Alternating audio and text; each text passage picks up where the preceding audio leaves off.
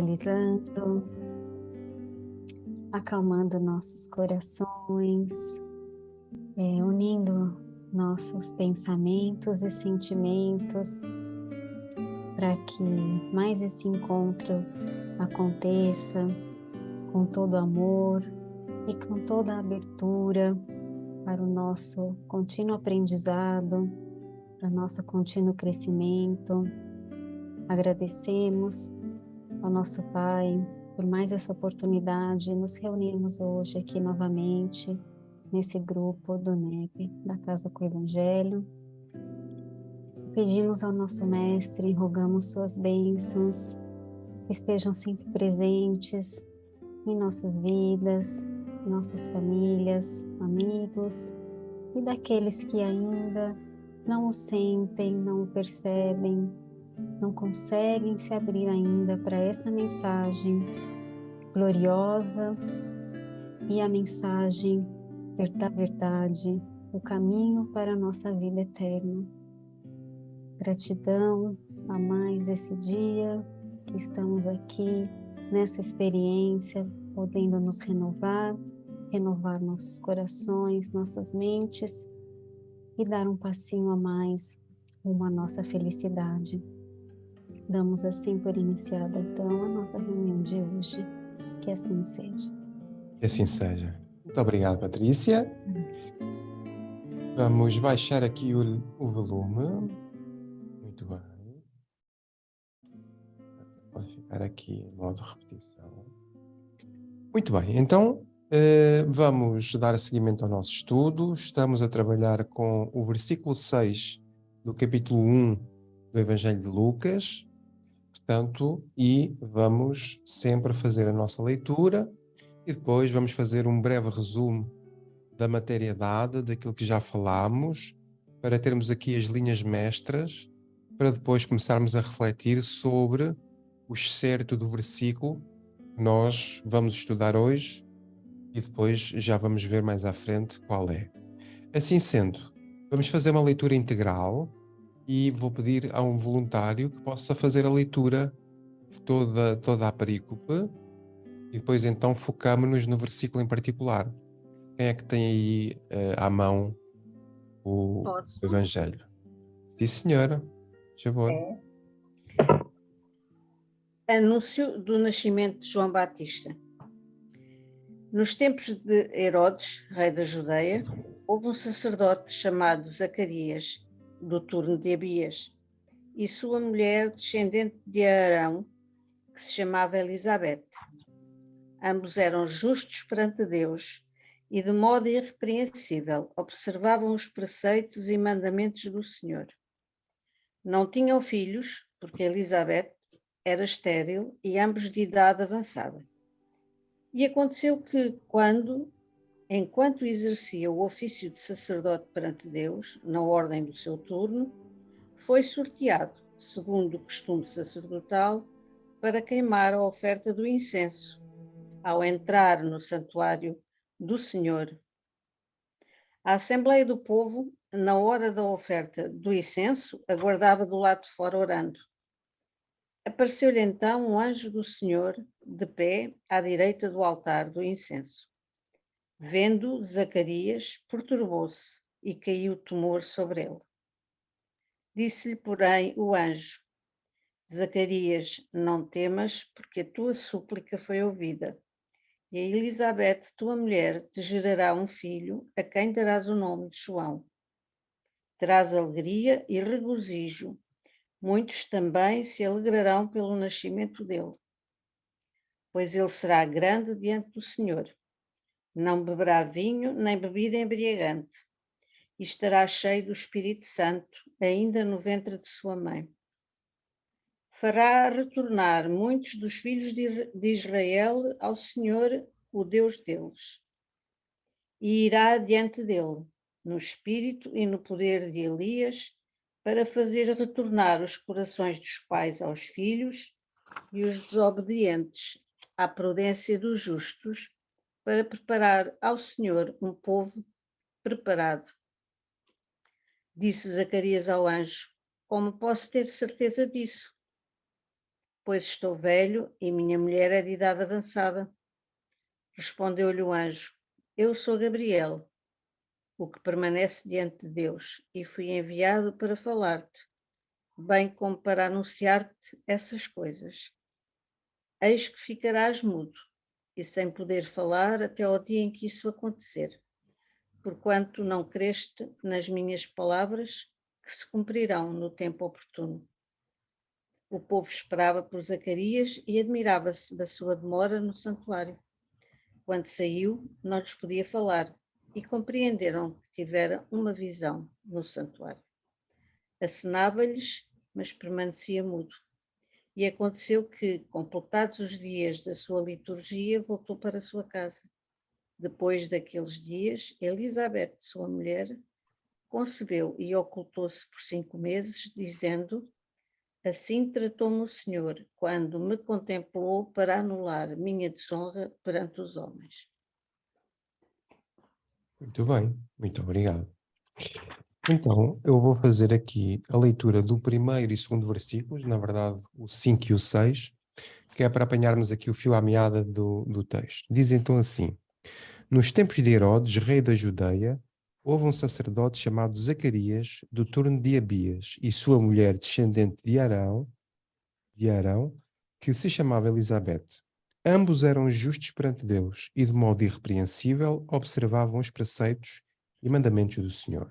Pronto, vamos parar aqui e agora vou pedir a alguém que possa fazer, na verdade, aqui um breve resumo das ideias principais que nós destacamos nos episódios anteriores, ou seja, nos estudos anteriores.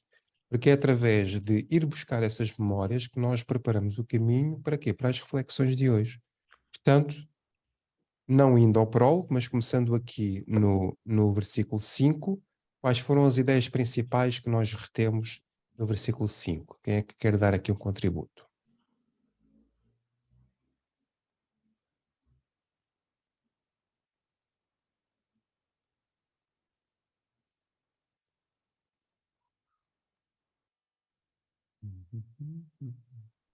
Dá para me ouvir? Sim, sim, É perfeitamente, porque Patrícia. minha internet está meio ruim aqui. Então, nesses primeiros versículos, a gente falou sobre esses tempos de Herodes, Uhum, quem era Herodes, a sua personalidade, as suas características, como ele comandava nesse uhum, momento, como ele chegou ao poder. uhum. Falamos sobre essa parte da ambientação espiritual, A que se fazia preparação. ali, essa preparação, né, quando a gente fez aquela leitura do Boa Nova. Uhum, E eu também tinha separado uma parte do A Caminho da Luz, que fala sobre isso, e eu acabei exato. na outra semana até esquecendo Uhum. de compartilhar, Faz mal, mas é porque foi também tanta muito boa. informação, e eu estou longe aqui do meu computador, então eu já não enxergo mais nada, gente. Tá na parte que fala sobre a família romana, Uhum. e aí vai falar sobre essa parte das guerras e a maioridade da terra. Ok. Então, ele diz, Emmanuel vai dizendo, né, que sim, a terra, essa família romana era cheia de tradições de guerra, belicosas, militares, Uhum. mas que já se fazia presente ali naquele ambiente, né, os espíritos queriam auxiliar Uhum. Jesus na sua chegada, né, para essa ambientação. Então, ele diz que os enviados do Cristo harmonizavam esses terríveis movimentos no Instituto das Provações Necessárias aos indivíduos e aos seus grupamentos. Mas que a realidade é que Roma assumia igualmente as mais pesadas responsabilidades e os mais penosos débitos diante da justiça divina. Então, essa era a característica do reinado de Herodes, né, naquele momento. Mas ali agora, né, com essa colocação de Emmanuel, aí tem o próximo item, que é nas vésperas do Uhum. Senhor, já vai colocando para nós que também havia toda essa preparação e que nada estava ali sem a coordenação do mundo espiritual, né? Tá. Patrícia, eu vou fazer aqui um parênteses na tua fala, Claro. para nós refletirmos um pouco sobre o trabalho do mundo espiritual no plantio destas almas preparadas. Para quê? Para serem uns dinamizadores e fazerem parte de uma ação de cocriação juntamente com o Cristo. Mas isto estamos a falar para uma grande missão, não é? Na verdade era a vinda de João Batista e a vinda do próprio Cristo. Mas nós hoje, nós mesmos, também estamos plantados estrategicamente para que, nos tornando almas mais sensíveis, possamos também construir o bem onde Deus nos colocou. Estão a ver? Mas isto é muito interessante de nós analisarmos, porque no meio deste caos aparente, que era um reinado bélico do reino de Herodes, Jesus estrategicamente foi então colocando estes pontinhos de luz, para que se cumprisse, tudo aquilo que seria a sua vinda, que já estava preparada mesmo antes da Terra existir. Agora vejam bem o alcance divino a que isto está sujeito. Como é que ao longo de tantos anos, de tantos milénios, há esta preparação espiritual para que, chegando o tempo certo, tudo ocorra conforme a vontade de Deus. Portanto, muito interessante tudo isto. Podes continuar, Patrícia. Ele diz que a liberdade pessoal e coletiva é respeitada pelo plano espiritual, né, pelo plano invisível. Mas que essas mesmas forças não descansam, jamais. Muitas lágrimas foram vertidas no alto por todos esses atos nefastos que estavam acontecendo. Mas a gente vê que o Cristo reúne, então, esse momento, escolhe esse momento como a maioridade da humanidade para ele se fazer presente entre nós. E aí vem, então, essa escolha aí, né, de Zacarias, que também já fazia parte dos seus enviados, Exato.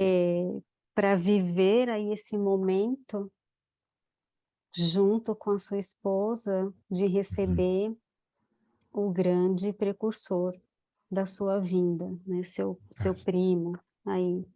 Então, eles tinham, assim, as características morais impecáveis, não se podia dizer nada diante das suas atitudes e da sua resignação e obediência e fidelidade às leis, inclusive as leis dos homens, né, como a gente já falou aqui, que Zacarias poderia ter deixado Elizabeth a qualquer momento, por ela não ter tido filhos até aquele ponto, que naquela época já era uma idade avançada, mas que provavelmente era em torno de 30 e poucos anos. Então, que eles tinham essa convicção dentro deles de que era para ser daquela maneira e eles aceitavam. E prosseguiam servindo e se doando às leis e a todos os rituais ali. E aí, então, se fez presente aí no dia do seu ofício, do seu turno, para ser, então, recebido no santuário do Senhor por esse anjo maravilhoso, revelando a verdadeira missão deles nessa encarnação. Muito bem. Muito obrigado, Patrícia. Nada. O que é muito bonito de constatar é que eles não tiveram um contacto com Jesus ainda. Isto está antes da vinda do Messias. O que significa, para aqueles que tenham este vínculo espiritual e esta maturidade espiritual para terem um comportamento de uma forma irrepreensível, não é? Para observarem os mandamentos do Senhor, significa que são almas que já são autossuficientes, já não precisam de exemplos, mas tornam-se elas mesmas exemplos.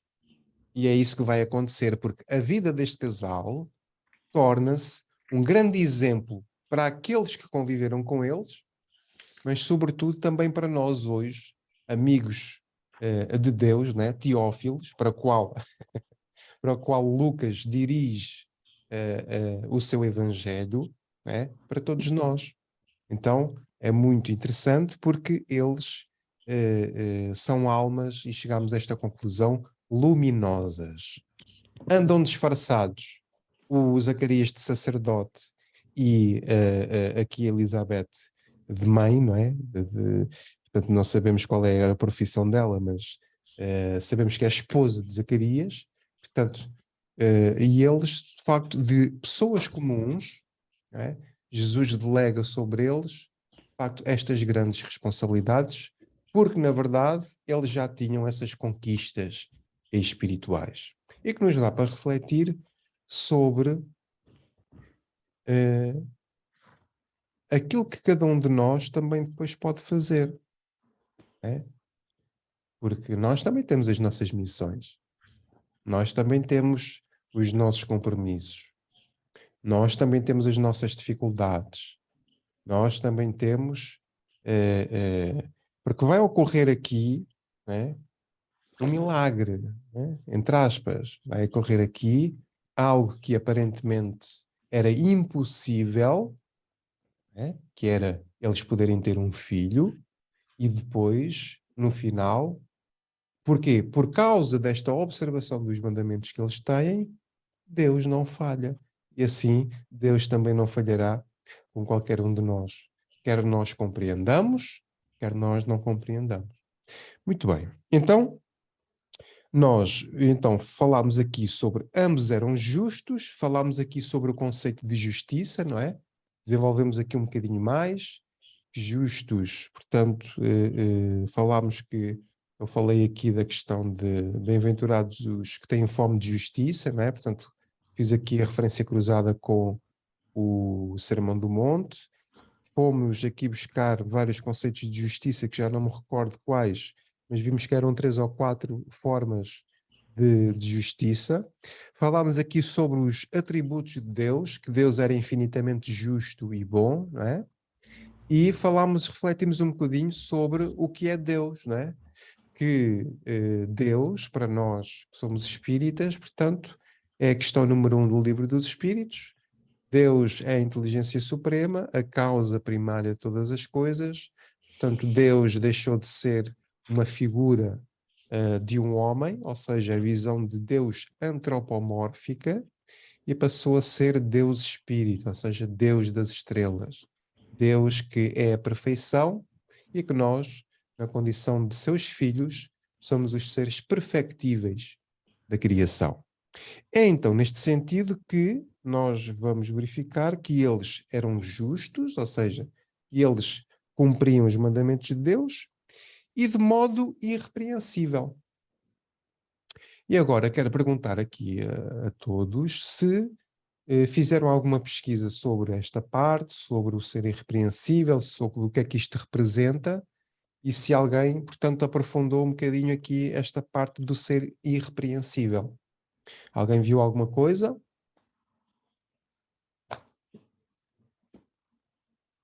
Marta Sabino. Filipe, eu vi só deste versículo a parte do modo, relativamente ao modo irrepreensível. Uhum. Assim, eu não encontrei nem na Bíblia do Caminho, nem no NepSearch a palavra irrepreensível, não me aparecia. Mas, entretanto, fui tentar pesquisar o sinónimo de irrepreensível, mas com conotação bíblica. O que é que seria repreensível? Uhum. Não no dicionário normal, mas de acordo com a Bíblia. Então, o significado bíblico para irrepreensível é aquela pessoa que não comete falhas, que na sua conduta não se encontra algo que mereça repreensão ou censura. Ou seja, é aquela pessoa em que não há falhas e que é perfeito. Depois, não encontrei Eu tentei ir à procura aí está, da repreensão, não encontrei. Uhum. Tentei, pronto, foi só isto. Basicamente, o que é que eu cheguei à conclusão? Modo irrepreensível. Modo irrepreensível é que os dois, porque ambos eram justos perante Deus, não é? Buscando aqui a frase atrás deste versículo, eles ambos eram justos perante Deus. E de modo irrepreensível, ou seja, eram fiéis, não cometiam falhas na sua conduta diária, e não se encontrava nada neles, além de serem justos perante Deus, não se encontrava nada neles que se pudesse apontar, que se pudesse encontrar alguma falha, de alguma forma. E foi só isto. Muito bem, já Obrigada. não é pouco. Patrícia, faz favor, queres acrescentar? Aqui na Bíblia de Estudos de Genebra tem Uhum. a palavra irrepreensivelmente. Sim, Eles colocam essa expressão forte, não significa que nunca pecaram, mas que sim, eram pessoas piedosas e honestas. muito bem. Piedosas E e honestas. honestas. Exato. Porque, na verdade, o facto de serem piedosos e honestos são características da justiça, não é? São características espirituais de quê? Do ser irrepreensível. Porque cada pessoa que seja piedosa para com o outro está a fazer o quê? Está a cumprir a lei. Não é? Porque cada pessoa que seja honesta está a ser o quê? Está a viver a vida de uma forma irrepreensível. Então nós não nos podemos esquecer do quê? De todo o contexto que está por trás da vida deste casal, que é o tal ónus de não terem filhos, que é o tal ónus da mulher ser estéril ou estar estéril, né? E todo esse peso do mundo sobre eles.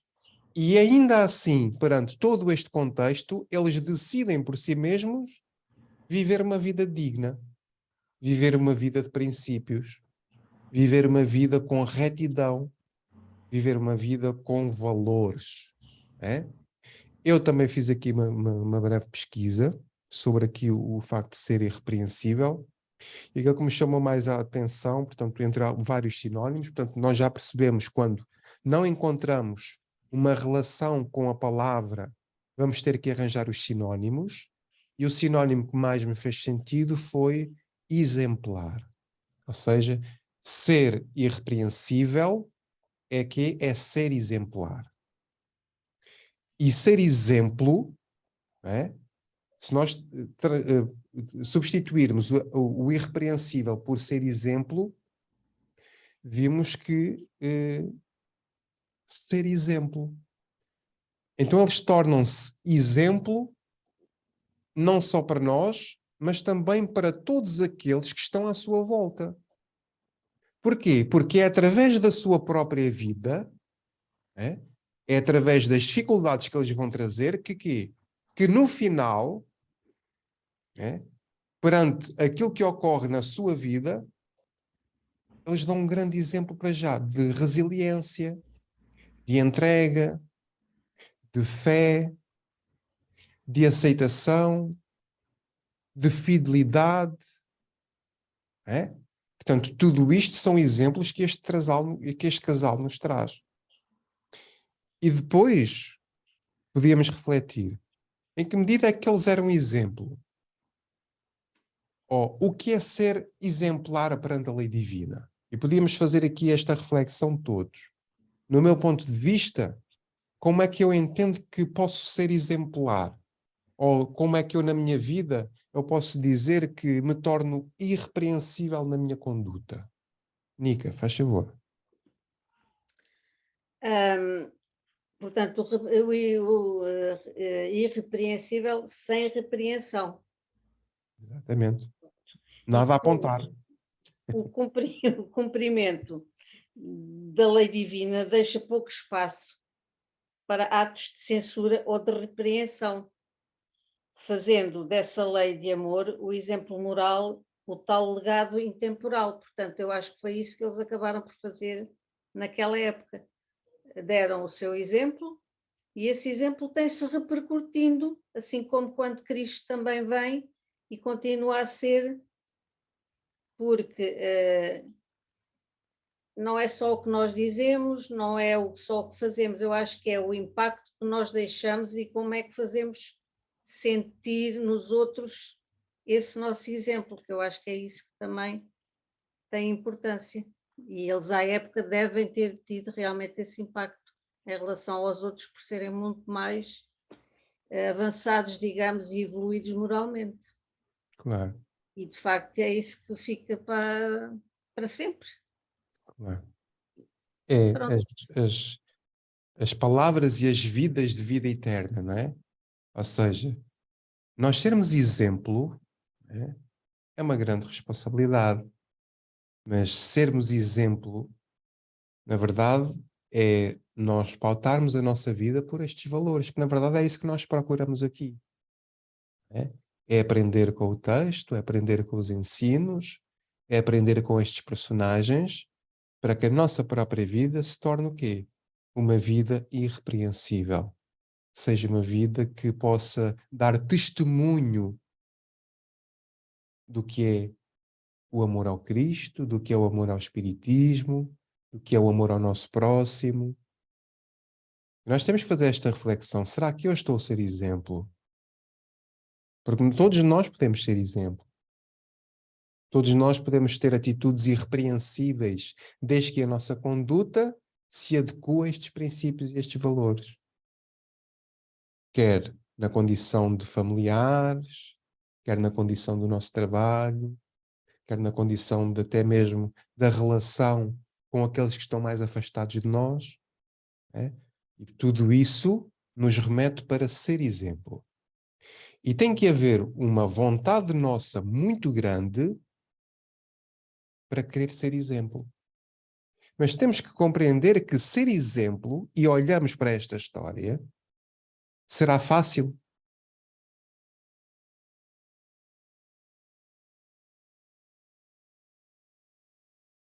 Então vejam que ser exemplo num mundo onde o tempo é bélico, né? Aqui o tempo era bélico, mas era bélico à força, e talvez hoje, nos dias de hoje que a gente tem, já não tenha a força física, mas temos se calhar a força da palavra, temos se calhar a força do julgamento, temos a força do orgulho, né? Que nos escravizam e que nos dificultam bastante a nossa jornada. Ora, Márcia, diga lá então o que é que quer dizer sobre esta parte. Boa noite a Boa todos. noite, Felipe, Márcia. Olá. fico muito feliz de ver que você está bem, recuperado. Muito Viu? obrigado. E eu também gosto muito de ter cá. Olha, com relação à questão do exemplo, o que ficou para mim, até nós vamos avançar isso, é que o exemplo que eles deram antes os tornaram um exemplo para todos depois do nascimento de João Batista. Exato. Por quê? Porque o nascimento de João Batista, por todas essas questões já colocadas aqui por nós, eu sei que eu estou dando um passinho à frente, mas é para dar uma conexão que o exemplo dado te leva a um patamar superior. Você vai sempre precisando dar exemplos mais consistentes, digamos assim. Por quê? Porque diante das circunstâncias do nascimento, que é o que nós lemos aqui no versículo, eles já eram de idade avançada, Elizabeth era estéril, então tudo isso choca, vem para impressionar a comunidade na qual eles estavam inseridos. Exatamente. Então, esse exemplo se torna maior ainda. Por quê? Porque fica é lógico que nós vamos perceber, vamos entender todo o trabalho da espiritualidade para que isso chegasse, esse caminhar chegasse a essa culminância desse exemplo.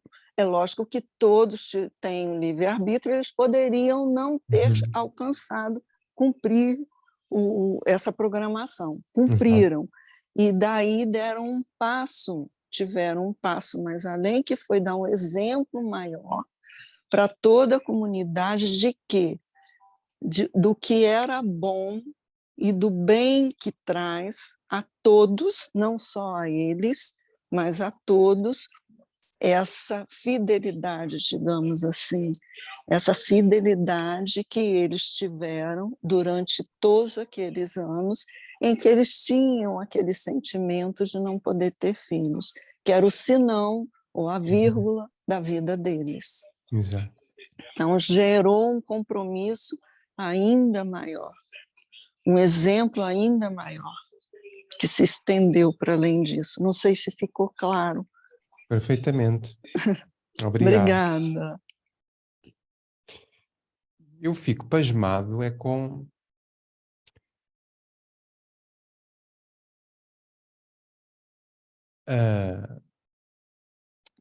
a grandiosidade da multiplicação que Deus pode fazer quando nós confiamos nele, quando nós somos fiéis a Deus. É que vejam perante estas circunstâncias adversas tudo aquilo que foi no seguimento. A história da humanidade estava neste casal, começou neste casal.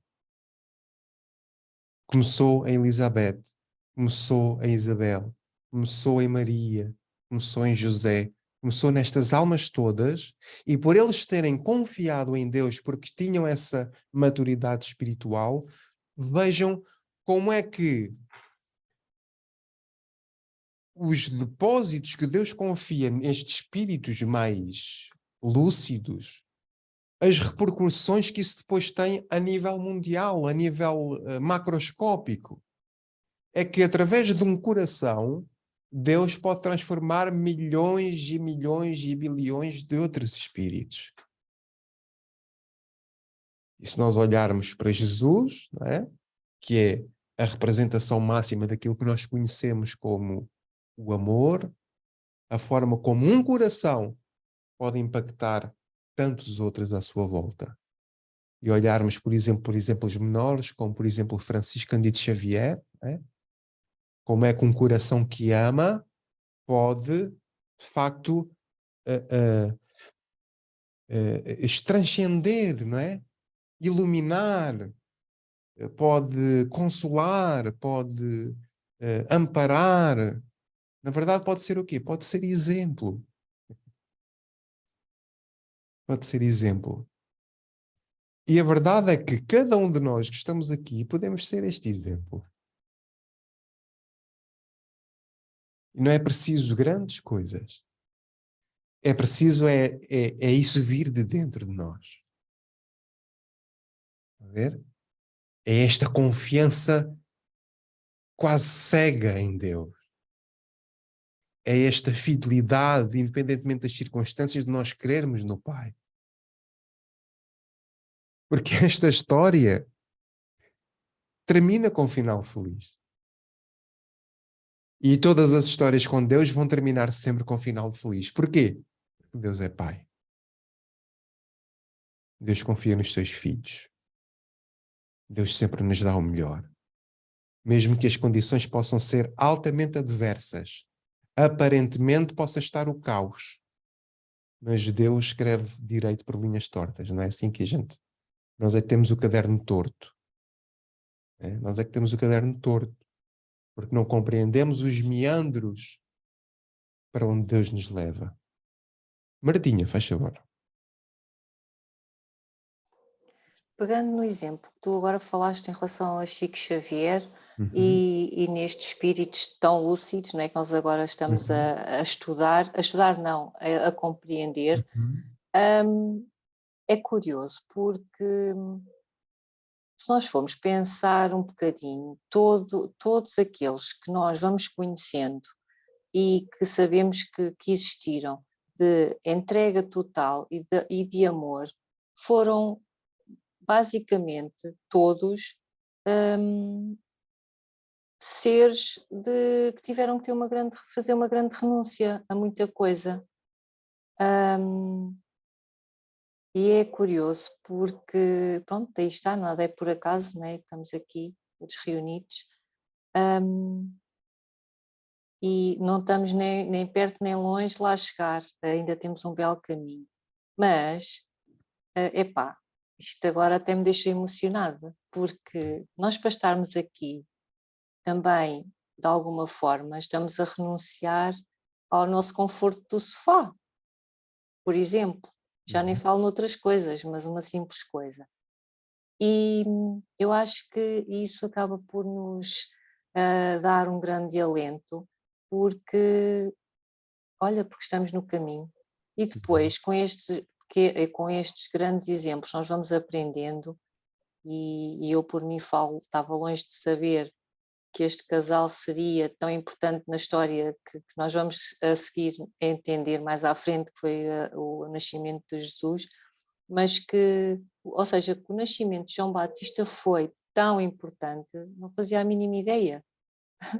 Por isso é que está, como tu dizias no outro estudo anterior, que a Bíblia e os Evangelhos estão tão bem feitos que é só mesmo para quem depois se predispõe a estudá-los, os seus meandros, porque até lá nós lemos isto assim, babá, e percebemos bola, não é? Mas depois vamos aos meandros e isto torna-se quase que é um romance, mas um romance daqueles assim. Pronto, era só isto. Muito bem, obrigado, Marta. Obrigada. Nica, diga lá, se faz favor. Eu também, agora ouvindo as palavras da Marta, chego à conclusão de que as coisas mais importantes das nossas vidas são sempre as mais simples. E isto é a prova viva disso. Pessoas aparentemente tão simples e tiveram esta importância tão grande. E nós, de facto, no nosso dia a dia, se formos olhar bem, as coisas mais simples são aquelas que nos fazem, de alguma forma, ou mais felizes, ou sentimos mais qualquer coisa. E isto, para mim, começa a ter ainda muito mais sentido do que já tinha.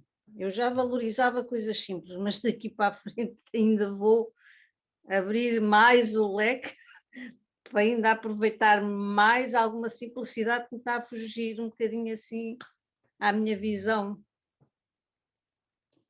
Bem, obrigado. Com esta reflexãozinha. Então reparem como é que será que estas pessoas se sentem depois da vida vivida e de poderem sentir que a sua vida acrescentou para que outras vidas possam ter sido amadas, possam ter sido compreendidas, possam ter sido resgatadas, não é? Portanto, essas são as bênçãos de todo aquele que procura cumprir a lei, todo aquele que procura ser exemplo. É essas ou seja, os efeitos que a lei depois também nos traz. Nós vivemos num mundo em que queremos sempre as aparências, não é? Fomos formatados para termos sucesso, para sermos bem vistos, para falarmos o melhor possível, para estudarmos o máximo possível, para termos o máximo dinheiro, para termos o maior conforto, não é? E depois vem o Cristo a ressignificar isto tudo, não é? Vem o Cristo calma, a simplicidade das pequenas coisas, que não precisas de ser visto, não precisas de ser aplaudido, não precisas de ser elogiado, porque quando tu tens esta ligação forte com Deus, não é? Quando tu percebes quem és e a quem serves, e quando tu te tornas o exemplo, mas aquele exemplo de uma profundidade espiritual que não quer, lá está, os aplausos, não é? aquele que não se precisa de se elevar, que gosta de fazer, na verdade, o trabalho, né? Falei disso de manhã, o trabalho que ninguém faz, né? Aquele que permanece firme, aquele que permanece fiel. E isto é tudo de uma riqueza espiritual muito grande, porque é um convite a todos nós à vivência dessa própria simplicidade, porque sem esta característica da simplicidade e da humildade, nós nunca poderemos ser exemplos do Cristo. Está a ver?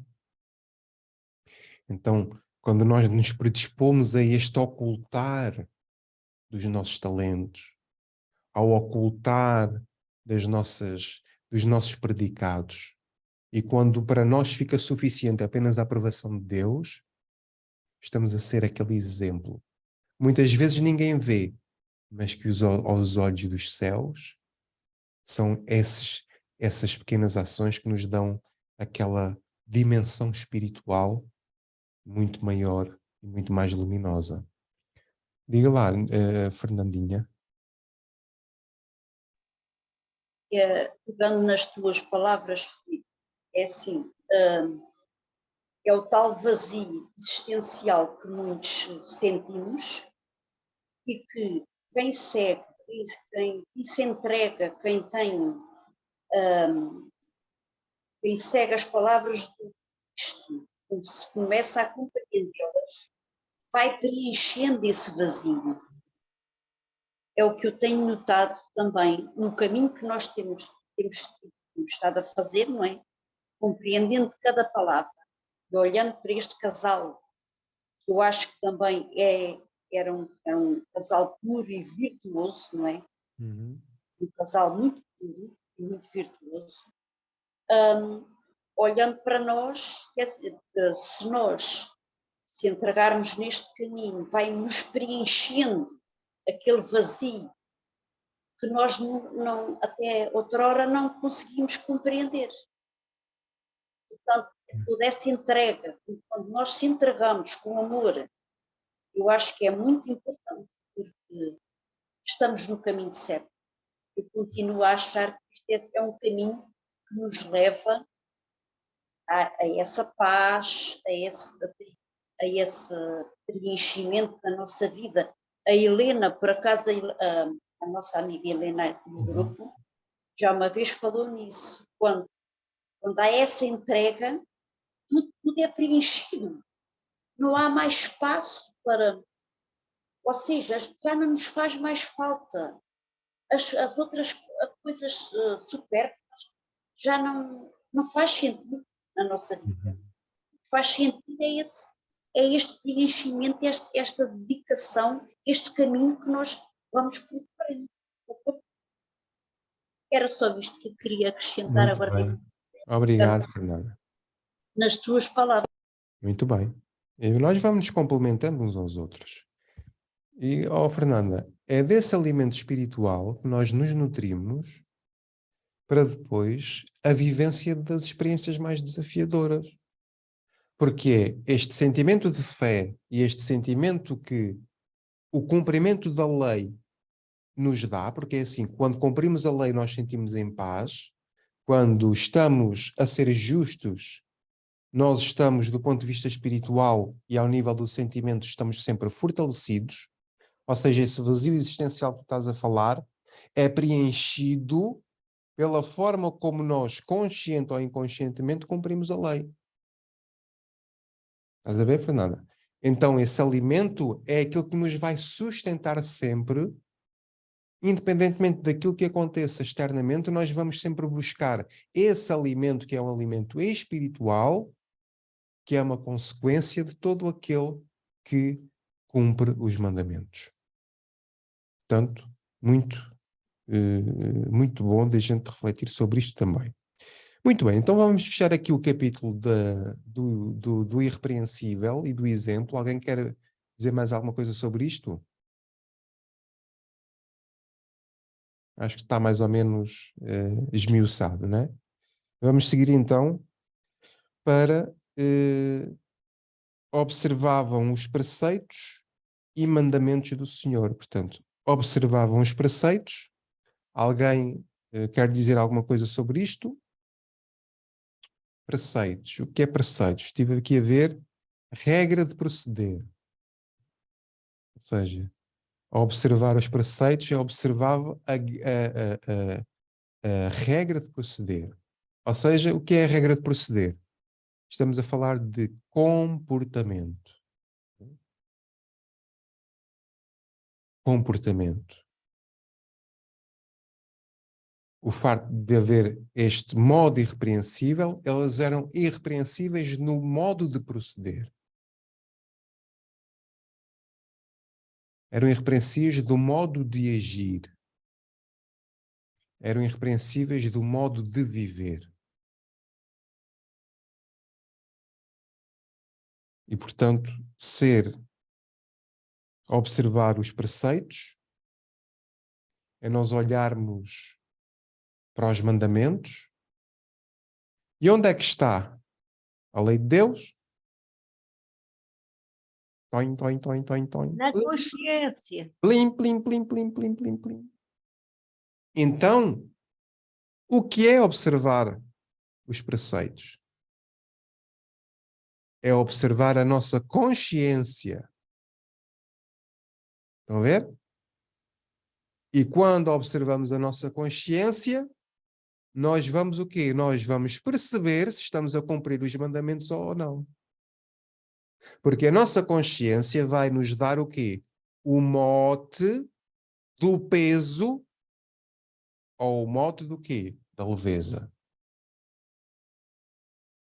Então, observar os preceitos é observar sobre ti mesmo as tuas atitudes e os teus comportamentos. Então, o que é que eles faziam? Eles aprenderam a observar a sua consciência. Eles aprenderam a escolher e a cumprir aquilo que a sua consciência lhe diria. Porque a consciência também fala.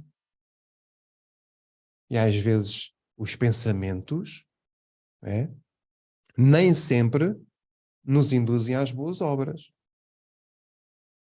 Mas quando temos esta capacidade de observar aquilo que se está a passar, de observar se realmente as nossas atitudes estão em conformidade com a lei, nós vamos entrando no quê? Na reforma íntima. Se eles eram justos é porque já cumpriam a lei. Se eles cumpriam a lei, significa que muitas vezes tiveram que fazer o quê? Exames de consciência.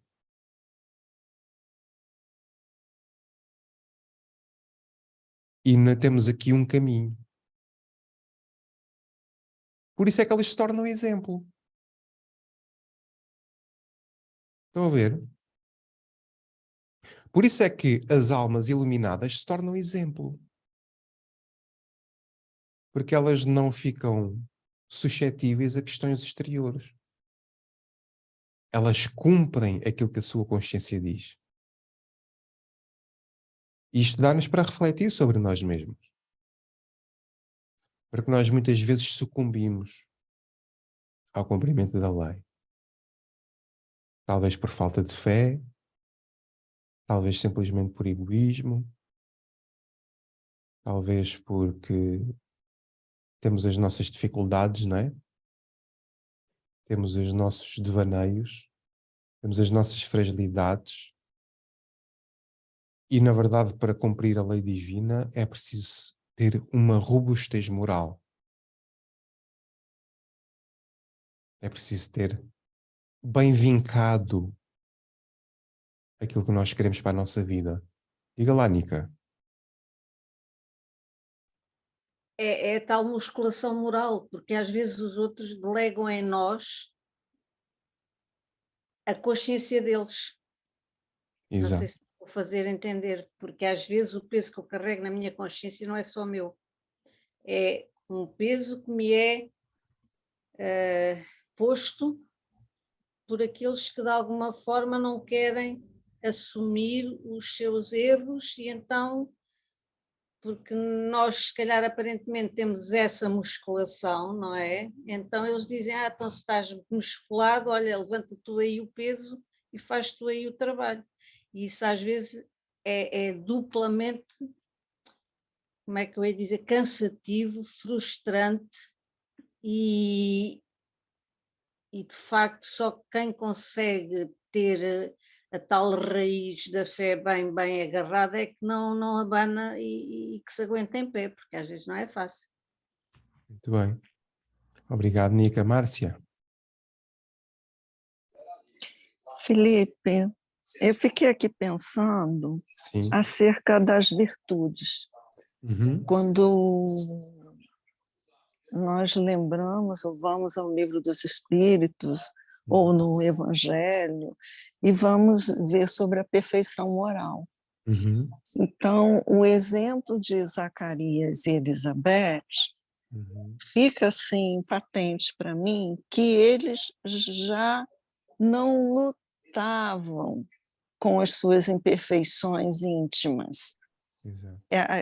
Quando diz que eles eram irrepreensíveis e eram justos, por quê? Porque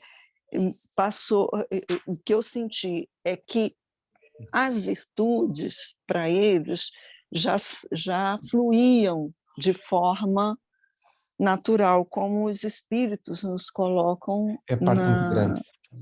Isso. Que eles não têm que lutar, eles já têm esse progresso realizado. Não fica como nós, né? Que nós temos sempre uma resistência e precisamos sempre firmar essa resistência para conquistar, para avançar ou gravar em nós de forma mais firme as virtudes ou uma virtude especificamente. Então, me trouxe muito esse capítulo da perfeição moral, que me trouxe com essas características, né, do casal. Era isso que eu gostaria de, como nós ainda estamos longe, isso salta, se destaca muito para nós. Fica lá, mais uma vez, o exemplo. Era isso que eu queria colocar. E isso vem dar mais uma fundamentação para aquela ideia de que eles eram espíritos bastante evoluídos. No Evangelho segundo o Espiritismo, não me lembro agora qual o capítulo, fala lá uma parte sobre a questão do pensamento e da educação do pensamento. E fala lá sobre 3 patamares do pensamento. O primeiro patamar significa que aquelas pessoas que nós estamos aqui normais, não é? Vem um pensamento perturbador e nós acabamos por nos afinizar com esse tipo de pensamento. É um primeiro patamar, digamos assim. Um segundo patamar onde já há uma aflição do pensamento, ou seja, pode vir um pensamento e eu começo a pensar se esse pensamento é bom, se não é bom, e eu decido escolher, já tenho a capacidade de escolher sobre o tipo de pensamento e se alimento, qual deles é que eu posso alimentar. E um terceiro patamar, onde já não há influência de pensamentos externos, onde o pensamento do bem é uma constante. Então, na verdade, o Zacarias e a Isabel subentende-se que têm esse padrão mental onde simplesmente a bondade, o perdão, e era isso que Jesus Cristo fazia, não é? E faz, é que para Cristo não perdoa. Porque Cristo já está num patamar que ele simplesmente ama. Estão a ver o patamar? Quando Jesus fala sobre perdoa-lhes, Senhor, que eles não sabem o que fazem, é meramente uma questão retórica. Porque Cristo simplesmente ama. É como Deus. Por isso é que ele se confunde quase com a divindade. Porque antes deles fazerem, eles já estavam perdoados. Antes deles serem, eles já eram amados. Antes de tudo acontecer, Cristo já os amou. Estão a ver? Então, é um bocado por aí. Muito bem. Então, sigamos adiante e, portanto, observavam os preceitos. Portanto, há esta questão da consciência, esta questão do cumprir da lei, esta questão das consequências do cumprimento da lei, e vamos passar então para mandamentos do Senhor. Alguém fez uma pesquisa sobre os mandamentos? Quais são os mandamentos? São as leis divinas. São as leis divinas.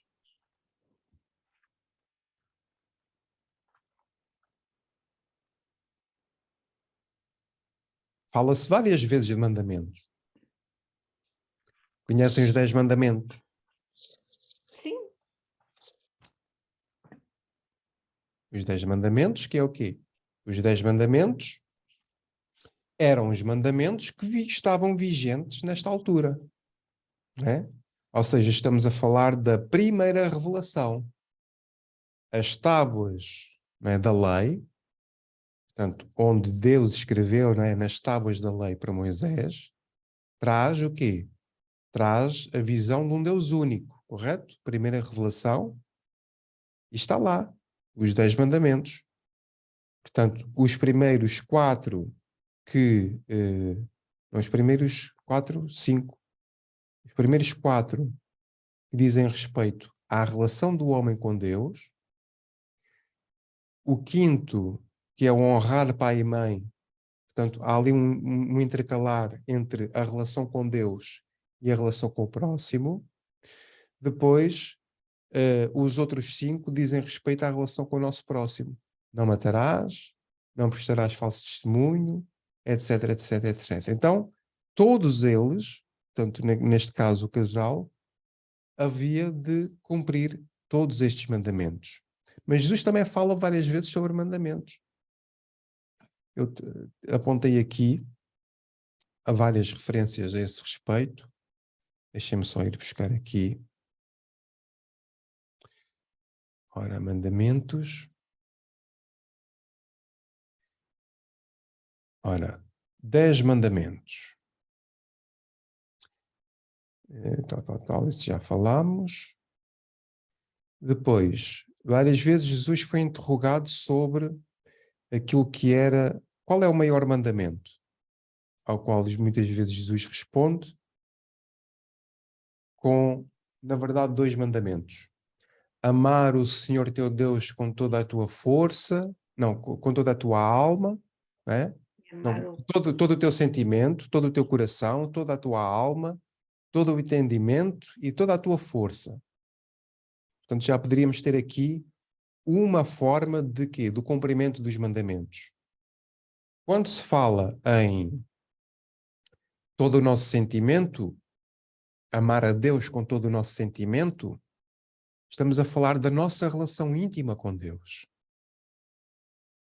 Se transportarmos isto para o casal, poderíamos inferir através deste mandamento que eles tinham uma relação quê?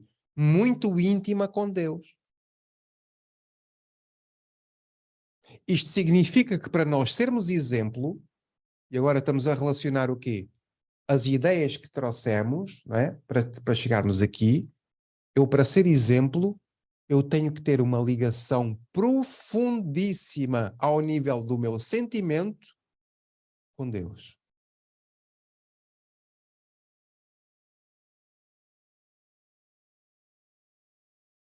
É impossível nós sermos exemplo sem conhecermos a Deus. Qual é a melhor forma de nós conhecermos a Deus?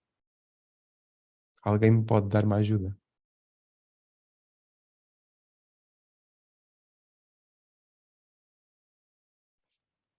Olhar para o outro como nosso irmão?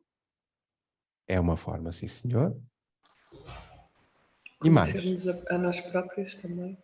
Também. Vocês estão inspiradíssimos. E outra?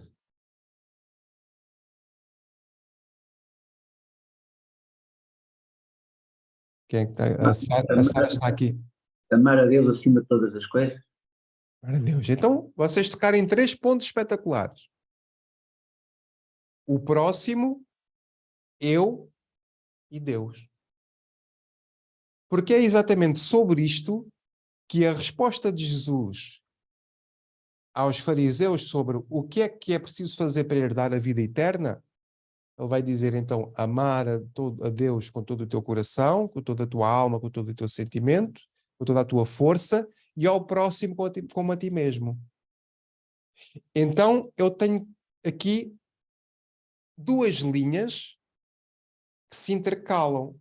Eu tenho um movimento vertical que me vai ligar a Deus, correto?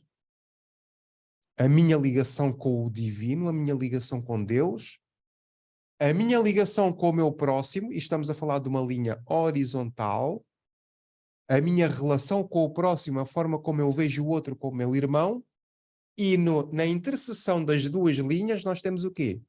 Temos a nós mesmos. Então nós vamos ter 3 expressões de amor. O amor a Deus, no movimento, no vetor vertical, o amor ao próximo, num vetor horizontal, e o auto-amor, o amor próprio.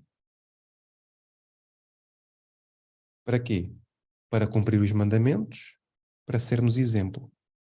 Então, na medida em que eu amo o próximo, eu fortaleço-me a mim, mas também fortaleço a minha relação com Deus. Na medida em que eu faço preces ou adoro a Deus, eu também me estou a fortalecer. Para quê? Também para ir buscar o amor ao próximo. E isto é o quê? Isto é uma pescadinha de rabo na boca. Ou seja, estamos num círculo de amor. Então nós precisamos de amar a Deus, precisamos deste auto-amor e precisamos do amor ao nosso próximo. E quando fizermos isto, estamos a ser exemplo. Nica. E mesmo que a pessoa não tenha consciência de que existe Deus, mas se olhar para o outro como sendo seu irmão, está implicitamente a aceitar um pai comum. Exatamente. Por isso é que, de alguma forma, as religiões não são necessárias, só é necessário a nossa consciência e o nosso coração estarem em plena sintonia, porque eu acho que a semente divina está no nosso coração e na nossa consciência. E quando isso funciona em simultâneo, automaticamente nós estamos ligados ao Pai, mesmo que possamos não compreendê-lo, não é? Porque é difícil no nosso plano estarmos a compreender uma magnitude de amor a esse nível, não é? Mas na prática, se todos conseguíssemos fazer esta conjugação coração-consciência, já estávamos inconscientemente a ligar-nos e a admitirmos que há realmente um pai comum, um amor comum que nos liga universalmente, pronto, falando. Muito bem, obrigado, Nica. Então, eu gostava de explorar ainda um bocadinho esta parte da nossa relação com Deus, porque este mandamento é muito importante. Nós falámos primeiramente do sentimento, né? Portanto, o sentimento que nos liga a Deus, mas depois diz amar o Senhor teu Deus de todo o teu coração, portanto estamos a falar do sentimento, de toda a tua alma. O que é isto de toda a tua alma? Toda a nossa alma é toda a nossa história enquanto espíritos imortais. É nós, nesta relação de sentimento, trazermos também os nossos defeitos, os nossos lados sombra, e não só as aparências de bondade. É nesta relação com Deus nós trazermos uma inteireza de quem nós somos. Estão a ver? Mesmo que não tenhamos consciência disso, nós trazemos nesta relação com Deus esta bagagem espiritual que vem de milénios já. Desde o tempo em que nós éramos princípios inteligentes. Então, quando a gente faça uma prece, é uma entrega que nos possa transcender enquanto pessoas. Estão a ver? Não sei se estou a conseguir transmitir a ideia. É nós exalarmos de nós o sentimento, mas exalarmos de nós também as nossas fragilidades. É mostrarmos a Deus a nossa vulnerabilidade. É reconhecermos perante Deus a nossa pequenez. A nossa necessidade profunda do seu amor. E isto faz todo o sentido para quando a gente possa fazer uma prece que venha das nossas entranhas. Porque nós geralmente fazemos esse tipo de preces quando estamos muito aflitos. E nem sempre esse é o momento para podermos fazer esse tipo de preces. Nós a qualquer dia, a qualquer hora, podemos ter esta consciência. Eu tenho que me relacionar com Deus com sentimento e com profundidade. Eu levanto-me todas as manhãs e eu posso fazer uma prece com este nível de intensidade. Uma prece que emociona. Porquê? Porque tem uma resposta espiritual. Não há uma pergunta, não há uma palavra. Mas há uma recepção espiritual que é compreendida ao nível do espírito. E isto é o tipo de relação que nós temos que ter com Deus. Então, coração, alma, né? Portanto, todo o teu coração, toda a tua alma, de todas as tuas forças,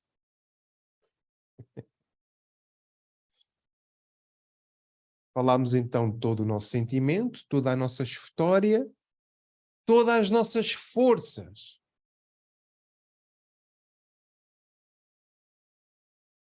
Uma prece com vigor. Sermos vigorosos quando falamos de entregar sentimento ao Senhor.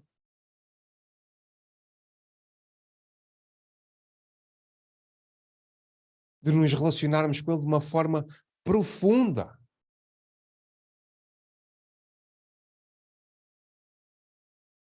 De uma força, de uma resistência. Já não estamos a falar de uma prece imatura. Daquela alma infantil que vem pedir dinheiro ou que vem pedir coisas supérfluas.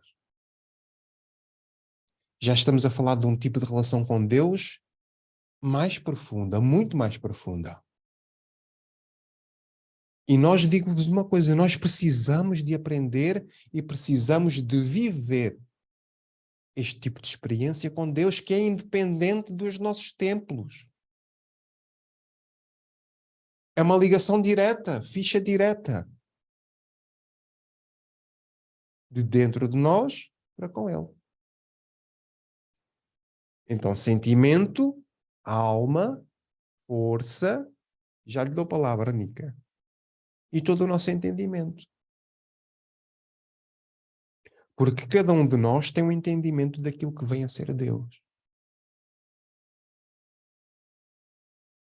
Eu, desde que ouvi esta forma carinhosa como Jesus trata Deus a chamar-lhe de paizinho, fiquei encantado com isto. Abba, pai, paizinho. Porque faz-nos tornar pequeninos. E nesta relação de paizinho, parece que há um Deus que percebe-me criança, mas que me protege e que me dá uma segurança. Então imaginem se Jesus, o governador espiritual do planeta, consegue dizer: paizinho que estás nos céus. Se Jesus se coloca do ponto de vista de uma criança nesta relação com Deus, imaginem os desgraçadinhos que nós somos.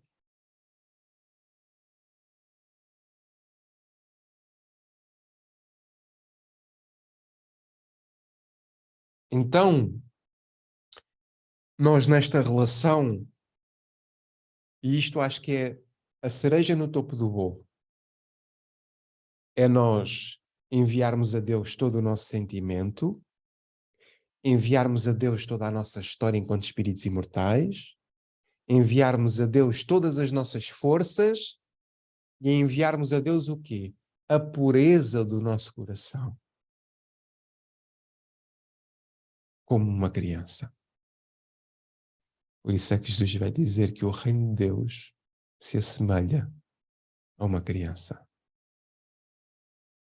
Nica, diga lá.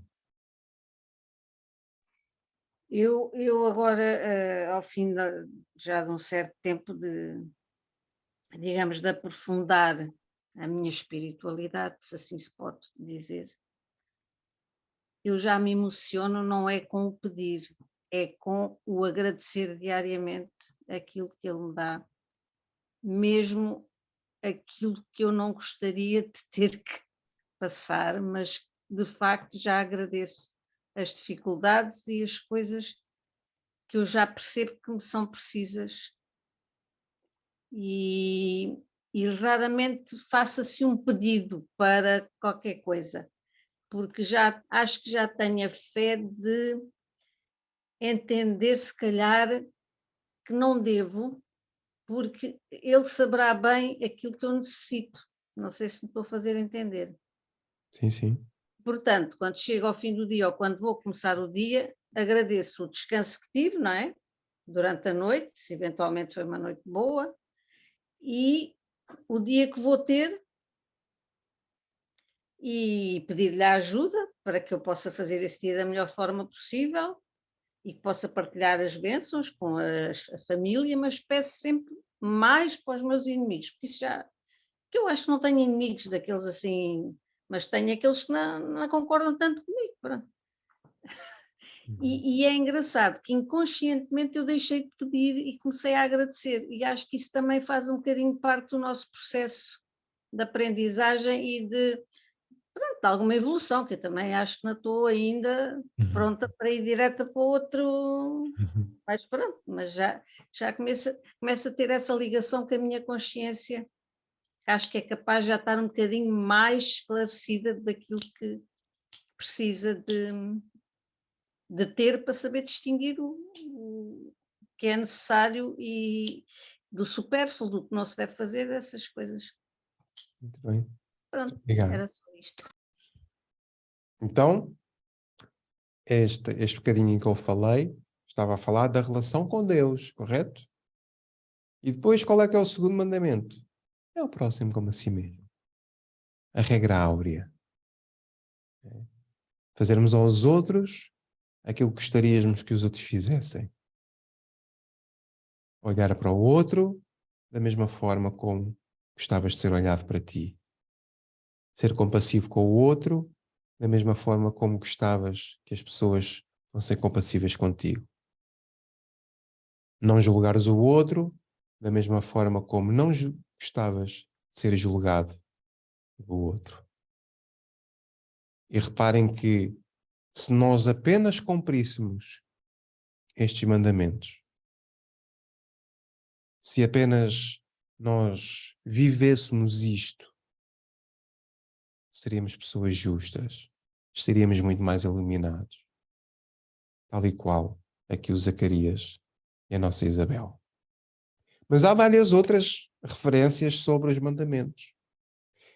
Há uma que eu gosto também bastante, que é: um novo mandamento vos dou, Jesus, que vos ameis uns aos outros como eu vos amei. Olhem bem para isto. Um novo mandamento vos dou, que vos ameis uns aos outros como eu vos amei. Isto fica aqui a bater na nossa consciência. Se nós nos preocupássemos simplesmente em amar uns aos outros como Jesus nos amou,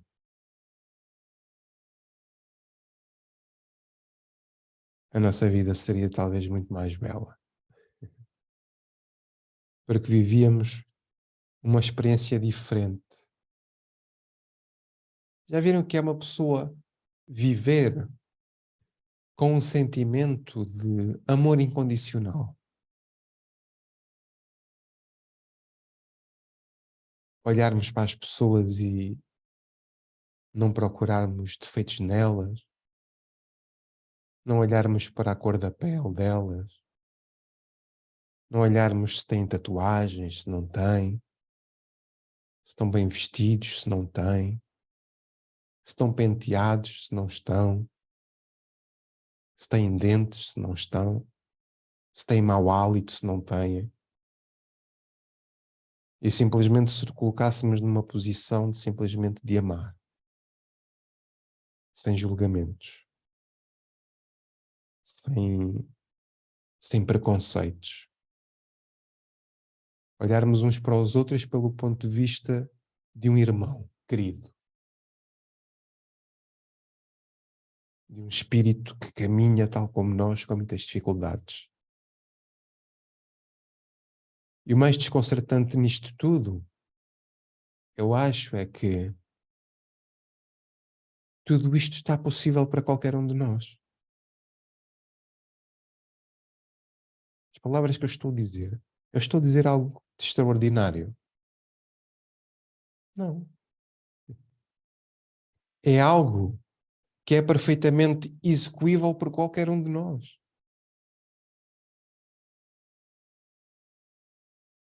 Não estamos a pedir sacrifícios nenhuns, é?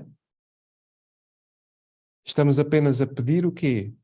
Uma alteração na nossa visão. Só que para termos este tipo de visão, primeiramente temos que construir o quê?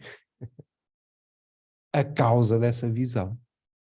Qual é que é a causa dessa visão? É o amor que habita dentro de nós. Porque quando o amor estiver entre nós, a nossa visão de mundo altera-se. E depois o que é que vai acontecer? Em tudo vimos Deus. Tudo se torna uma forma de adorar a Deus. Tudo se torna divino. Porquê? Porque há uma questão de sintonia com aquilo que é maior do que nós.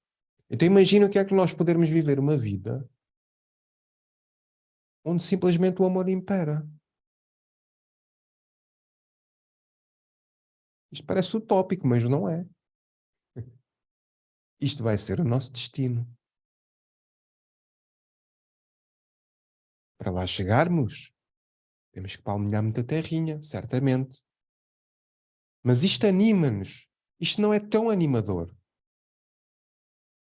Eu não sei quanto a vós, mas eu tenho muita vontade de um dia poder dizer isso com propriedade. Aliás, nem é preciso dizer, não é? Porque, na verdade, quem precisa dizer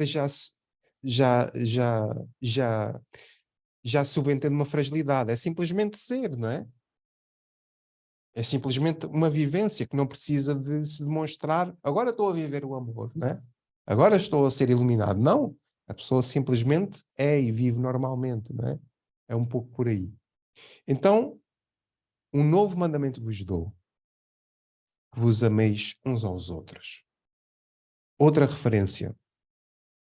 Aquele que tem os meus mandamentos e os guarda, esse é o que me ama. E aquele que me ama será amado de meu Pai. E eu o amarei. E me manifestarei a ele. Vou ler outra vez. Também é muito bonito. Aquele que tem os meus mandamentos, que mandamentos é que estamos a falar? O amor, não é? Portanto, a ligação a Deus, a ligação ao próximo. Portanto, aquele que guarda os meus mandamentos, ou seja, aquele que guarda em si a minha doutrina, aquele que aprende e que vive os ensinos que eu dei, é? E os guarda, ou seja, e que vive e que constrói em si, no seu coração, estes ensinos, esse é o que me ama.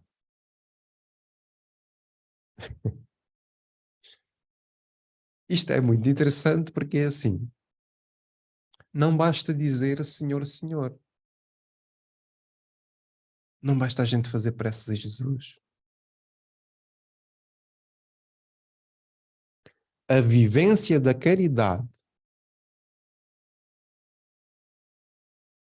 a vivência do Evangelho no dia a dia, a vivência dos princípios, a vivência dos valores, a vivência da honestidade, é que vai dar o quê?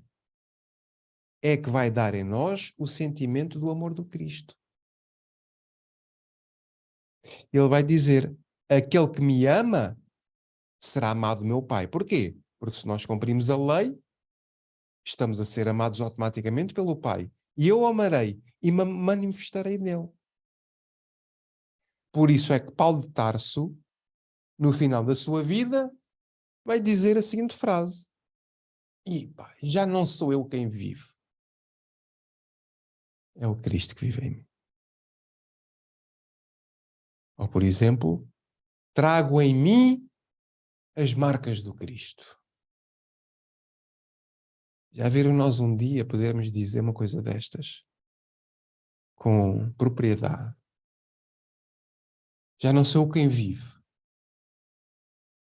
É como se ele dissesse, já não sou a mesma pessoa, já não me conheço. Já não é o Paulo orgulhoso. Já não é o perseguidor de cristãos. Já não é aquele casca grossa. Já se tornou numa outra coisa. Já compreendi, já adquiri virtudes crísticas. Já vivo em mim sentimentos crísticos. Ou seja, eu já consigo amar como ele amou. E já estou a cumprir o mandamento. Como é que ele vai dizer? Um novo mandamento vos dou, que vos ameis uns aos outros. E é por isso que estamos a falar de amor. Eu não resisto a ir buscar aqui a carta de Paulo aos Coríntios, que vai falar sobre o amor.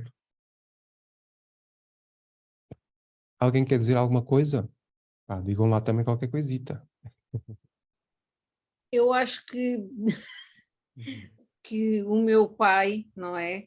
Aquele que eu ainda não conheço como deve ser, Uhum. que me confiou uma tarefa de muito amor, Uhum. que foi dar-me a família que eu tenho e os desafios que essa família me tem dado, e que eu acho que só através de muito amor é que nós, de facto, conseguimos, eu não sei como é que meio de explicar, conseguimos ser pessoas melhores, mais realizadas, mais capazes, não? E é outra gratidão que eu tenho para com ele. E, de facto, foi a confiança que ele depositou em mim. Portanto, ele já devia saber que aqui esta tontita, não é? Que já tinha cá qualquer coisa que podia desenvolver um bocadinho mais. E, de facto, a gente só se desenvolve com os abanões, não é? Com as dificuldades. Mas ele teve um grande amor para comigo, isso de facto tenho que reconhecer. E agora eu também já estou a aprender a retribuir. Pode ser que algum dia consiga dar da mesma forma e na mesma medida, mas pronto, vou-me esforçando. Muito bem. Obrigado, Nica. Então, vamos deixar aqui a carta aos Coríntios depois para o final. Vamos refletir agora um bocadinho sobre o Senhor. Não é? Senhor. Nós várias vezes falamos em Nosso Senhor, não é? Nosso Senhor. Vinha-me a lembrar, quando nas reuniões de condomínio temos o senhorio, né? aquele que é proprietário. Ser senhor é ser proprietário. Só que aqui não é de casas. É ser proprietário do quê? De virtudes espirituais. É por isso que ele é senhor. Porque tem a propriedade da vivência da lei. Tem em si as virtudes sublimadas. Atingiu o ápice. E é por isso que é nosso Senhor Jesus Cristo.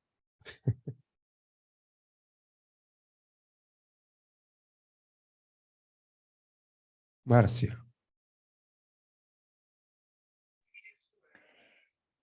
Eu estava ouvindo você, a mim, falarem, e me ocorreu aquela passagem de João.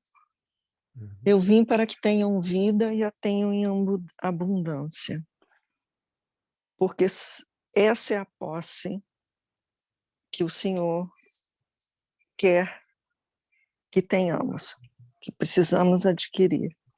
Então, quando você estava comentando sobre o amor, sobre a regra áurea e tudo, me veio isso, que é a vida. É a vida em abundância, é essa. Então, eu fui pesquisar, como sempre, eu gosto demais, todos nós gostamos, queria ver se Emmanuel nos decifrava alguma coisa mais sobre isso, porque ele sempre mastiga para a gente antes, né? E depois deixa conosco a digestão. Pois é. E ele fala numa passagem que são posses definitivas. Muito bom. E ele diz: é imprescindível construir o castelo interior de onde possamos erguer sentimentos aos campos mais altos da vida. E encheu-nos Jesus de sua presença sublime, não para que possuamos facilidades efêmeras, mas para sermos possuídos pelas riquezas imperecíveis, que são essas que você estava citando, comentando para nós. Que nós devemos nos concentrarmos em nós, nos concentrarmos em nós para as aquisições definitivas, que são essas. Então, a vida em abundância, essa posse, que é o que nós, de fato, como espíritos que somos, o que podemos possuir é isso. É essa luz, esse castelo interior, que chamam essa luz imperecível, digamos assim. Exato. São essas seriam a posse. Foi o que me ocorreu, Felipe. Muito bem. Obrigada. Muito obrigado. Então nós estamos a aprender a ser senhores de nós mesmos. É?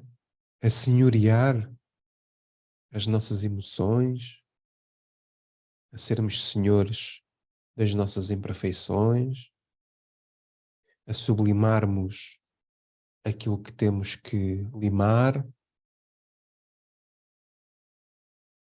para termos a propriedade, para termos a vivência, para falarmos e vivermos com propriedade daquele que atingiu, por esforço pessoal, por esforço próprio, senhoreou-se a si mesmo. Então Jesus é nosso Senhor por causa disso.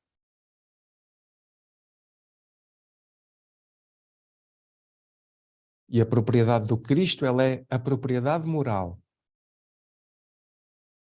Porque todos aqueles que se chegam perto dele, o que é que acontece a eles?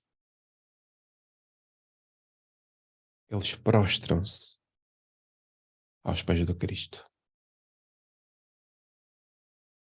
há um reconhecimento da superioridade do Nosso Senhor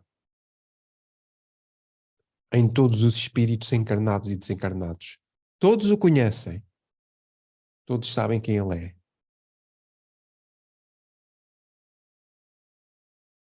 Porque a força do Nosso Senhor é a força do amor.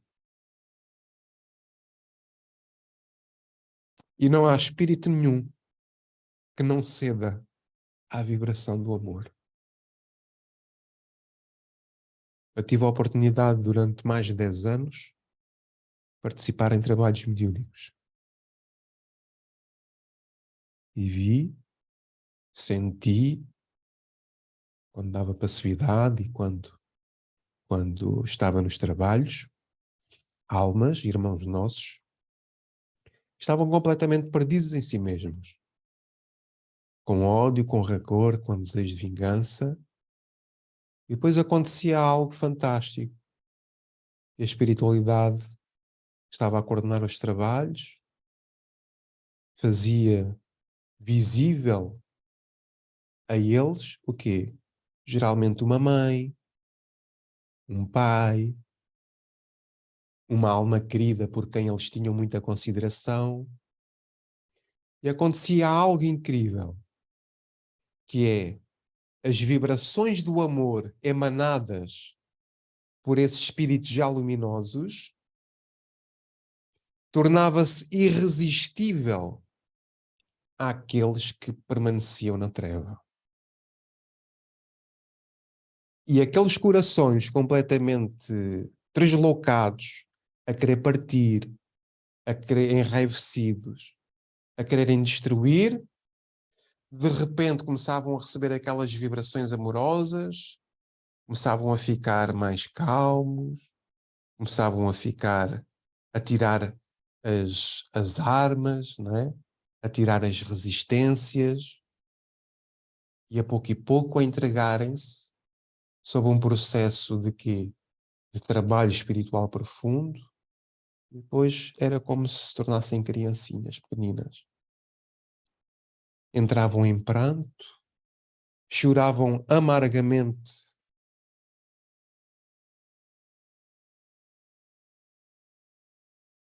de arrependimento e entregavam-se à suave vibração do amor. Então, é isso que nós estamos, na verdade, aqui a fazer. É retirarmos as nossas máscaras. É retirarmos as nossas resistências. É tirarmos os nossos preconceitos. E sentirmos-nos pequeninos para recebermos as irradiações deste tipo de amor. É para nós reconhecermos em Jesus o nosso Senhor.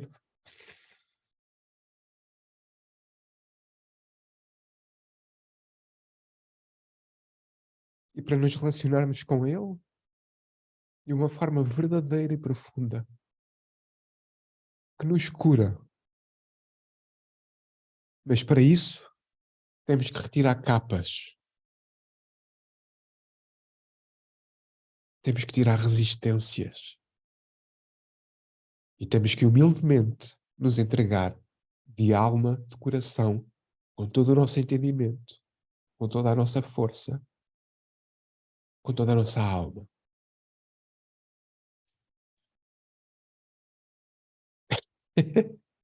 Isto está bonito. É assim, a gente põe-se a jeito. Nós pomos-nos a jeito. Graças a Deus.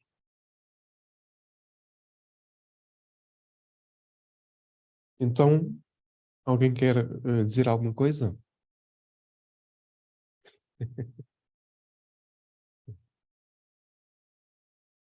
Ai, ai, meu rico neto. Felipe, Sim, podemos encontrar tantos relatos desses como você aí deu seu testemunho agora, mas em todas as obras do André Luiz, Pois é. que nos emocionam tanto, e acho que a mais marcante é o resgate daquele senhor das trevas, É. que era o senhor Gúbio, É. ali pela sua mãe, que esperou ele pacientemente, assim como o mestre, nosso irmão, nos aguarda. Pois é. E nós ainda lutamos ainda com o nosso orgulho, com as nossas vaidades, egoísmo, ainda caímos nas ilusões aqui da matéria Pois é. e relutamos em nos entregar com essa humildade e ainda não temos essa propriedade dessas virtudes a quais somos chamados a desenvolver e adquirir. Obrigado, Obrigada pelo Patrícia. seu depoimento. Nada, obrigado também. Marta? É só para dizer, na sequência da tua questão, se alguém tinha alguma coisa a dizer, olha, eu tenho. Tenho a dizer que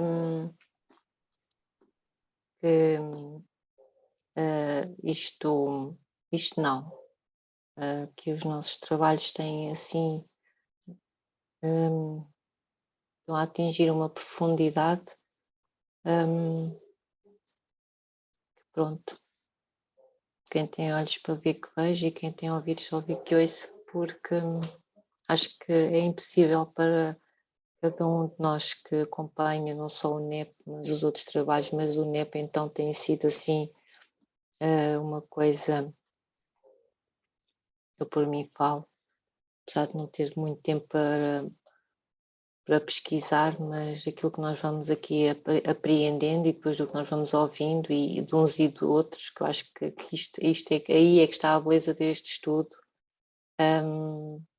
Este estudo acaba por adquirir uma profundidade que nós chegamos aqui de uma maneira e é impossível não sairmos, é impossível sairmos iguais cada semana que passa. Por isso é que eu estava a responder ali à Fernandinha Ferreira. A Fernanda Ferreira disse: aguenta coração. Tu disseste isto hoje está bonito e eu, tirando hoje, é todos os dias. Era só isso. Obrigada por tudo.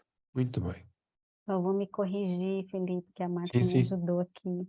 Que Gúbio era o instrutor, na verdade, de André Luiz nesse livro do Libertação. Quem foi resgatado foi o Gregório, que era Exato. o chefe. Eu estava meio emocionada Pois é. com essa história, me Pois é. confundi. Obrigado, Patrícia. Cândido, faz favor. Bom, Filipe, pegando naquilo que disse o Filipe e a Marta, nós pomos-nos a jeito, é verdade, nós pomos a jeito para o bem e para o mal. Exato. E temos o nosso livre-arbítrio, nós já apanhámos o caminho e estamos a pôr a jeito para ficar no bom caminho. E há aqueles que infelizmente continuam a lutar, mas no caminho contrário, se calhar andam a caminhar para trás, andam de costas, não sei, e é para esses que nós estamos aqui também, a aprender e a pedir por eles, e lá está, estamos a pôr a jeito para irmos recebendo cada vez mais luz, para que possamos falar assim desta maneira, e grato a todos vós que estão aí a ouvir-me e àqueles também que irão depois ouvir, porque é com todos vós que eu vou aprendendo sempre um bocadinho, todos os dias. Obrigado, meus queridos irmãos. Muito bem, obrigado também, Cândido. Muito bem, então, alguém quer dizer um comentário final, assim? Fábio, estás no estudo, não?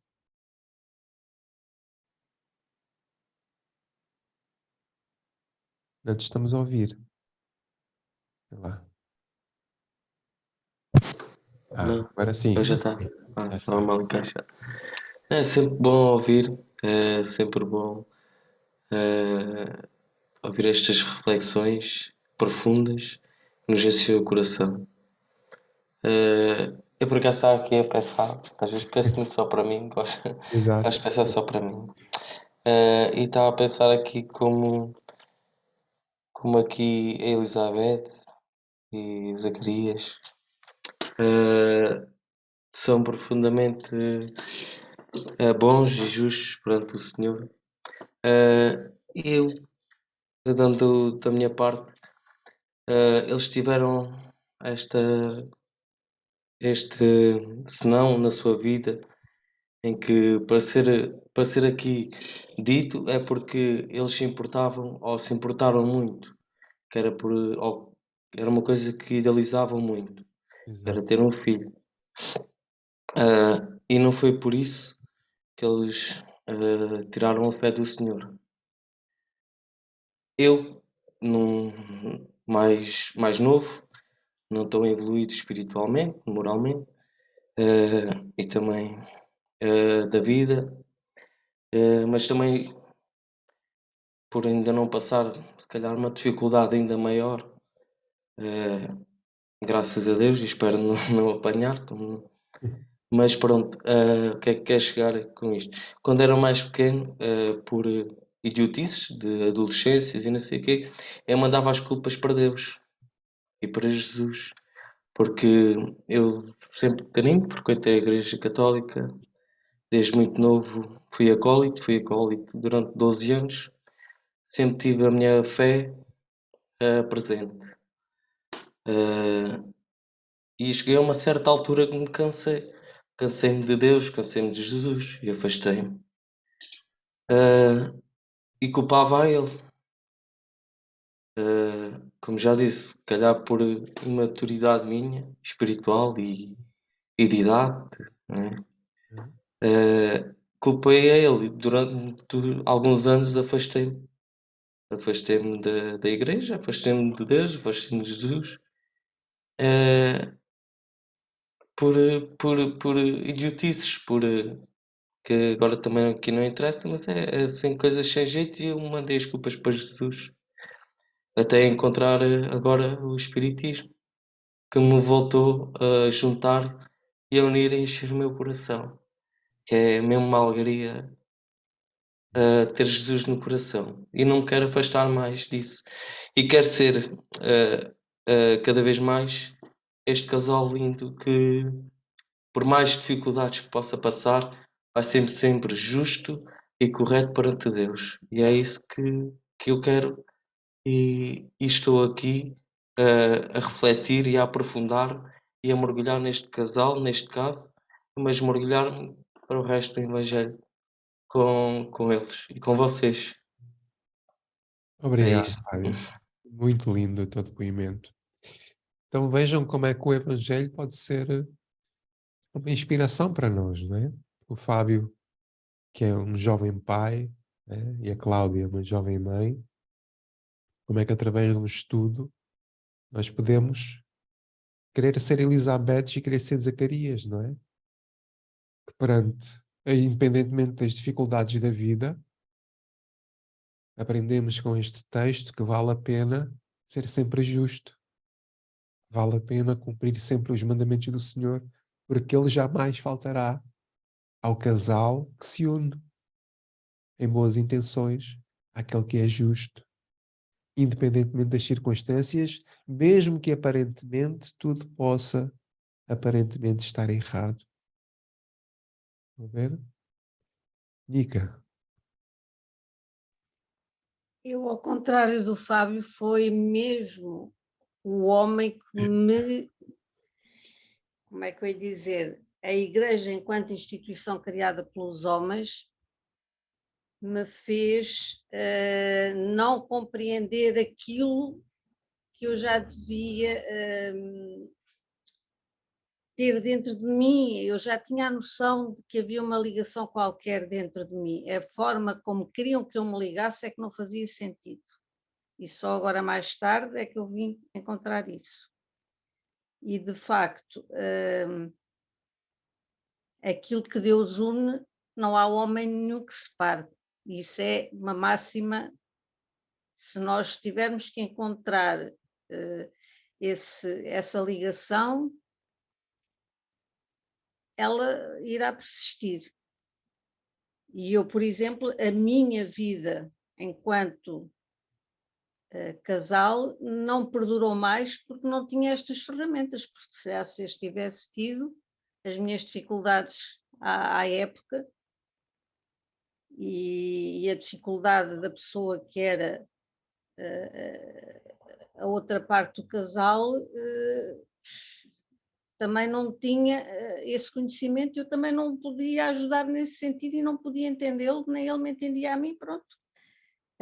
Mas são os homens que criam essas barreiras e, de facto, Deus só nos dá tudo para nós conseguirmos resolver essas coisas. Muitas vezes e quase sempre não conseguimos entender. E, de facto, isto que traz essa lógica dá-nos a capacidade desse entendimento. E é por isso que é uma pena que não existe pena, que as penas têm as galinhas, mas pronto. Mas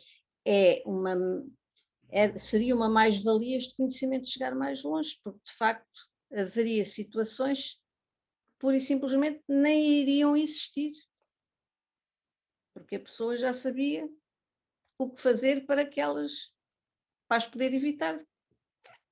Iriam ser minimizadas, não é?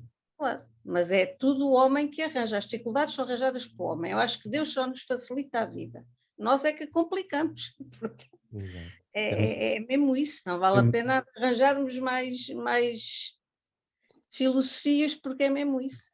Temos esse dom, não é? Da complicação. Muito bem, então, não havendo mais nada, vamos então fazer a leitura aqui do texto que Paulo escreve sobre o amor e terminamos assim então o nosso estudo de hoje. Vou só aumentar aqui um bocadinho. Essa música aparece. Vamos ver. Ouvir bem?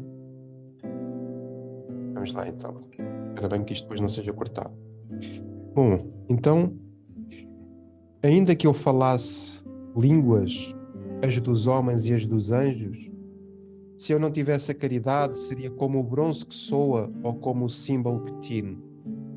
Ainda que tivesse o dom da profecia, o conhecimento de todos os mistérios e de toda a ciência, ainda que eu tivesse toda a fé a ponto de transportar montanhas, se não tivesse caridade, nada seria. Ainda que distribuísse todos os meus bens aos famintos, ainda que entregasse meu corpo às chamas, se não tivesse caridade, isso de nada me adiantaria. A caridade é paciente, a caridade é prestativa, não é invejosa, não se ostenta, não se incha de orgulho, nada faz de inconveniente, não procura o seu próprio interesse, não se irrita, não guarda rancor, não se alegra com a injustiça, mas se regozija com a verdade. Tudo desculpa, tudo crê, tudo espera, tudo suporta. A caridade jamais passará. Quanto às profecias, desaparecerão. Quanto às línguas, cessarão. Quanto à ciência, também desaparecerá, pois o nosso conhecimento é limitado, e limitada é a nossa profecia. Mas, quando vier a perfeição, o que é limitado desaparecerá.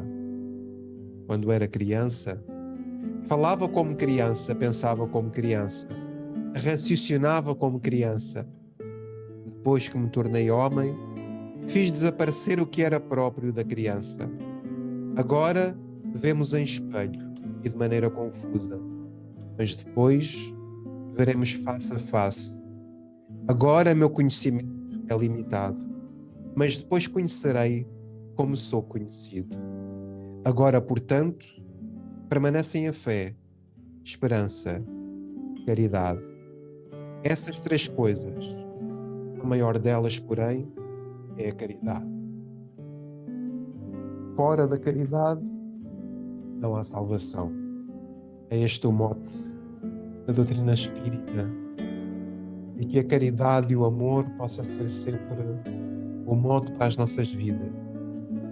que a propriedade que vamos adquirindo a pouco e pouco seja uma realidade da nossa autoiluminação, para que Zacarias e para que Isabel não sejam apenas umas figuras históricas, ou não sejam apenas figuras de estudo, mas que sejam a vivência de todos os nós, por causa das riquezas de espírito que cada um de nós atingiu, no esforço individual de querer conhecer e de querer viver a mensagem de Nosso Senhor. Ele nos abençoa a todos, hoje, agora e para sempre.